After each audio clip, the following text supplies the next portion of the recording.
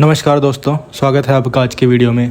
पहली खबर की बात करें तो इंडिया और रसिया के बीच डिफेंस कॉर्पोरेशन एक नए लेवल पर पहुंच गया है, जहां दोनों देशों ने एक ऐसा एग्रीमेंट फाइनलाइज किया है जिसके तहत अब दोनों तरफ से 3000 तक मिलिट्री पर्सोनल एक दूसरे की टेरिटरी में डिप्लॉय किए जा सकते हैं। और सिर्फ ट्रूप्स ही नहीं बल्कि शिप्स और एयरक्राफ्ट को भी एक्सेस मिलेगा। ये पूरा framework reciprocal exchange of logistics agreement के अंडर आता है, जिसका मेन फोकस ऑपरेशनल कोऑर्डिनेशन और लॉजिस्टिक सपोर्ट को स्मूथ बनाना है। इस एग्रीमेंट का सीधा मतलब ये है कि अब इंडिया और रसिया के बीच जॉइंट एक्सरसाइजेस, ट्रेनिंग मिशंस या ह्यूमैनिटेरियन ऑपरेशन का एग्जीक्यूशन काफ़ी फास्ट और सीमलेस हो जाएगा। वॉरशिप को पोर्ट्स यूज़ करने की परमिशन, एयरक्राफ्ट के लिए एयरबेसिस और एयरस्पेस एक्सेस, रिफ्यूलिंग और मेंटेनेंस जैसी चीज़ें पहले से डिफाइंड स्ट्रक्चर में आ गई हैं और अब से हर बार अलग से डिप्लोमेटिक क्लियरेंस लेने की ज़रूरत कम हो जाएगी, जो रियल टाइम ऑपरेशन में काफ़ी क्रिटिकल होता है। इस डील को और इम्पोर्टेंट बनाता है इसका लीगल बैकिंग।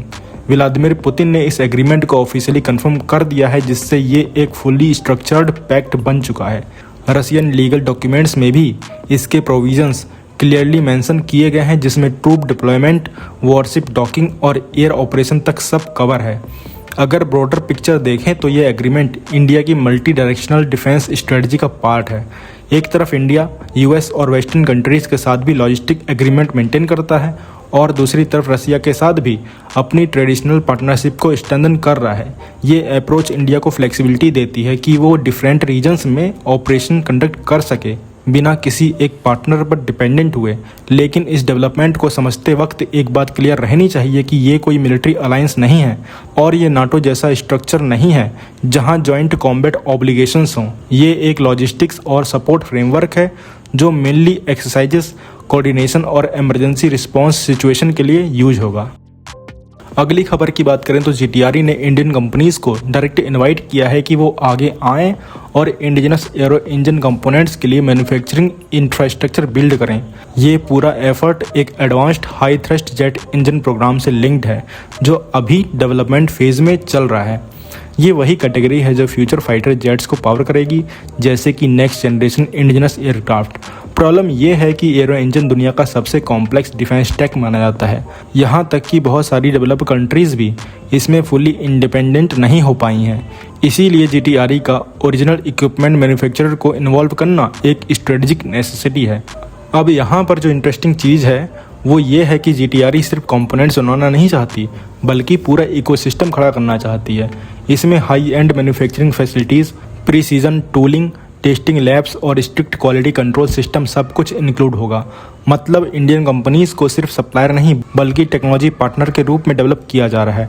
अगर इसको थोड़ा प्रैक्टिकल एंगल से देखें तो अभी तक इंडिया काफ़ी हद तक फॉरेन इंजन सप्लायर्स पर डिपेंडेंट रहा है, चाहे वो यूएस हो या यूरोप। इस डिपेंडेंसी का इम्पैक्ट डिलेज, कॉस्ट और स्ट्रेटजिक रिस्ट्रिक्शन के फॉर्म में दिखता है। अगर ये इंडिजिनस इंजन प्रोग्राम सक्सेसफुल होता है तो इंडिया अपने एयरक्राफ्ट का फुल कंट्रोल ले लेगा, डिजाइन से लेकर डिप्लॉयमेंट तक। लेकिन यहाँ इंडियन ओईएम को इस लेवल तक आने के लिए हैवी इन्वेस्टमेंट और कैपेबिलिटी बिल्ड करनी पड़ेगी। मतलब ये ओवरनाइट सक्सेस नहीं होने वाली, ये एक लॉन्ग टर्म गेम है।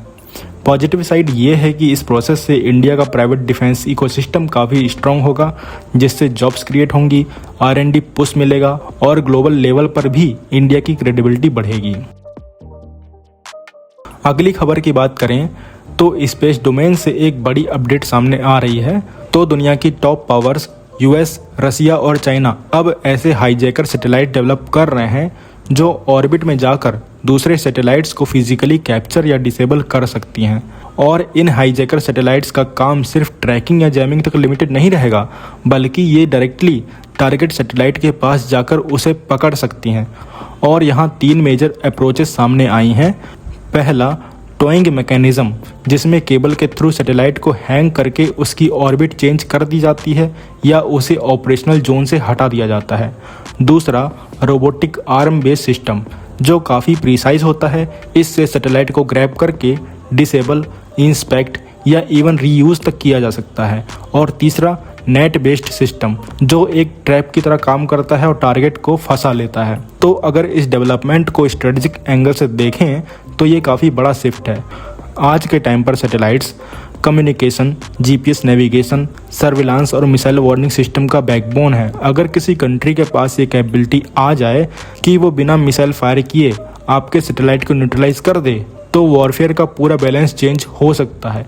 ये इलेक्ट्रॉनिक वॉरफेयर या साइबर अटैक से भी ऊपर का थ्रेट है। यहाँ तीनों कंट्रीज का फोकस भी अलग अलग स्ट्रेंथ पर बेस्ड है। यूएस ने रोबोटिक सर्विसिंग टेक्नोलॉजीज डेवलप की है जो डुअल यूज़ है। रसिया ने को ऑर्बिटल सिस्टम पर काफ़ी एक्सपेरिमेंटेशन किया है और चाइना ने सैटेलाइट मैनेवरेबिलिटी और प्रॉक्सिमिटी ऑपरेशन में फास्ट प्रोग्रेस दिखाई है। ये कॉम्बिनेशन फ्यूचर में एक ऐसे बैटलफील्ड की तरफ इशारा करता है जहां स्पेस असेट्स को एक्टिवली टारगेट किया जाएगा, चाहे डिफेंसिव हो या ऑफेंसिव रोल में। अगर ऐसे कैपेबिलिटीज़ का मिसयूज हो जाता है तो ये किसी भी देश के लिए बहुत बड़ा खतरा हो सकता है। अब अगर इंडिया के पर्सपेक्टिव से देखें तो ये अप्रोच काफ़ी बैलेंस्ड रही है, क्योंकि India traditionally peaceful use of space को सपोर्ट करता आया है, लेकिन मिशन शक्ति के थ्रू ये भी क्लियर किया गया था कि अपनी स्पेस असेट्स की सिक्योरिटी कंप्रोमाइज़ नहीं होने दी जाएगी। तो अब सवाल ये है कि क्या इंडिया को भी हाईजैकर सैटेलाइट कैपेबिलिटी डेवलप करनी चाहिए?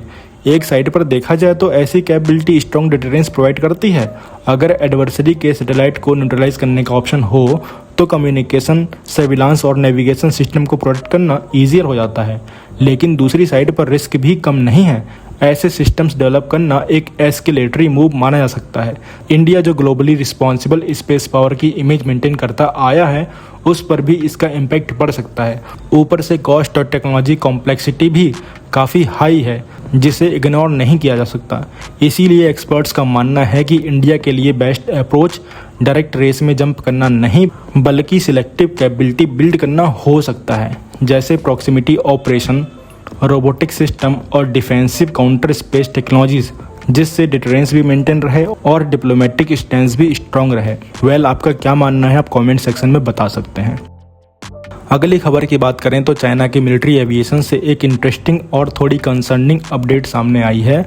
तो सोशल मीडिया पर एक इमेज वायरल हो रही है जिसमें Chinese attack helicopter CAIC Z-10 damaged condition में दिख रहा है और डिफेंस ऑब्जर्वर्स इसे हार्ड लैंडिंग इंसिडेंट से जोड़कर देख रहे हैं। हालांकि ऑफिशियली PLA ने इस पर कोई कंफर्मेशन नहीं दिया है, लेकिन जो विजुअल एविडेंस सामने आया है उसने काफ़ी स्पेकुलेशन क्रिएट कर दिया है। फोटो में हेलीकॉप्टर के लैंडिंग गियर एरिया के पास डिफॉर्मेशन क्लियरली विजिबल है और फ्यूजलाज पर स्ट्रेस मार्क्स भी देखे गए हैं। ये साइन यूजुअली हार्ड लैंडिंग या इम्पैक्ट रिलेटेड डैमेज इंडिकेट करते हैं। एक्सपर्ट्स का मानना है कि ये इंसिडेंट या तो मैकेनिकल फेलियर की वजह से हुआ होगा या फिर ट्रेनिंग सॉर्टी के दौरान पायलट एरर की वजह से। तो Z-10 हेलीकॉप्टर चाइना के लिए काफ़ी इंपॉर्टेंट प्लेटफॉर्म है। इसे 2009 में सर्विस में लाया गया था और ये PLA का प्राइमरी अटैक हेलीकॉप्टर है जो एंटी टैंक वॉरफेयर और क्लोज एयर सपोर्ट मिशन के लिए यूज़ होता है। अब अगर इस इंसिडेंट को ब्रॉडर पर्सपेक्टिव से देखा जाए तो चाइनीज़ डिफेंस फोरम्स पर कुछ एनालिस्ट ने Z-10 के एक्सीडेंट रेट पर भी सवाल उठाए हैं, स्पेशली जब इसे वेस्टर्न हेलीकॉप्टर के साथ कंपेयर किया जाता है। हालांकि दूसरी तरफ कुछ एक्सपर्ट्स ये भी कह रहे हैं कि Z-10 एक कैपेबल प्लेटफॉर्म है और इसमें मॉडर्न एवियोनिक्स और टारगेटिंग कैपेबिलिटीज़ काफ़ी एडवांस्ड हैं। लेकिन यहाँ एक इम्पॉर्टेंट एंगल ट्रांसपेरेंसी का भी है, क्योंकि चाइना कभी भी ऐसे इंसिडेंट्स को कंफर्म नहीं करता और ऐसे केसेस में अक्सर इन्फॉर्मेशन ओपन सोर्स लीक्स या सोशल मीडिया इमेजेस के थ्रू ही बाहर आती हैं। तो Z-10 अभी भी चाइना की एयर लैंड बैटल डॉक्ट्रिन का एक कोर पार्ट है जो मैकेनाइज्ड और आर्मर्ड यूनिट्स को क्लोज सपोर्ट प्रोवाइड करता है। इसीलिए अगर ऐसे इंसिडेंट्स फ्रीक्वेंटली होते हैं या मेंटेनेंस इश्यूज सामने आते हैं तो ज़रूर इसका इम्पैक्ट उनकी आर्मी को पड़ेगा। तो आप क्या कहेंगे इन सब खबरों के बारे में कमेंट सेक्शन में जरूर बताइए। मिलते हैं नेक्स्ट वीडियो में। Thanks for watching. जय हिंद, जय भारत।